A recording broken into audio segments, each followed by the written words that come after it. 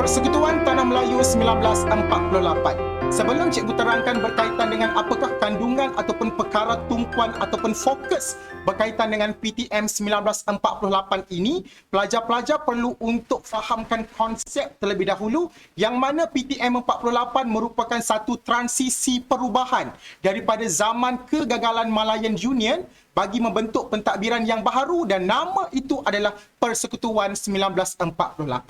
Untuk PTM 48 ini, pelajar perlu untuk menguasai 3 perkara utama. Pertama adalah berkaitan dengan faktor penubuhan PTM, yang kedua adalah ciri PTM dan yang ketiga adalah kepentingan PTM 1948. Lihat yang pertama berkaitan faktor PTM 48. Untuk faktor PTM 48, 2 perkara utama perlu untuk kita ingat dan faham.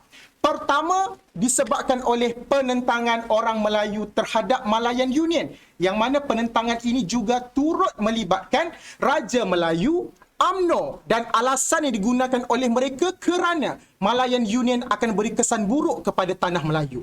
Faktor yang pertama. Faktor yang kedua adalah disebabkan oleh adanya sokongan pegawai British. Contohnya, Sir Malcolm Macdonald turut menyokong penubuhan PTM. Alasannya kerana PTM mampu untuk membawa keamanan dalam tanah Melayu. Seterusnya, merealisasikan dasar yang dibuat oleh Pertubuhan Bangsa-Bangsa Bersatu yang dikenali sebagai dasar dekolonisasi.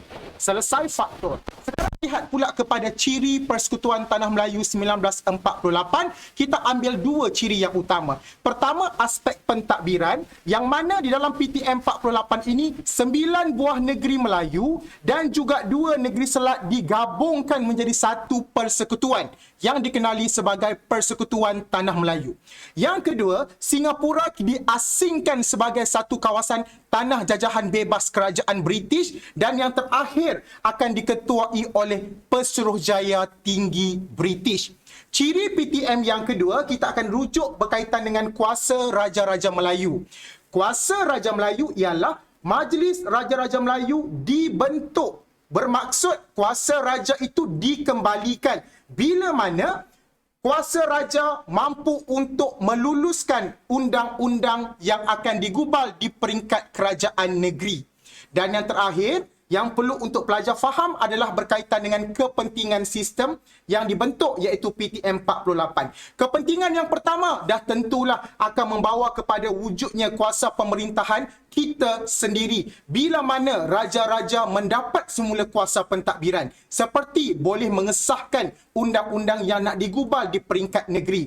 Yang kedua, sebagai pemangkin kepada perpaduan dalam kalangan masyarakat bila mana kita turut sama merintis kepada mewujudkan perpaduan bila mana hak istimewa orang Melayu itu turut diberikan kepada orang Melayu. Justru untuk PTM 48, pelajar harus ingat 3 konten yang utama.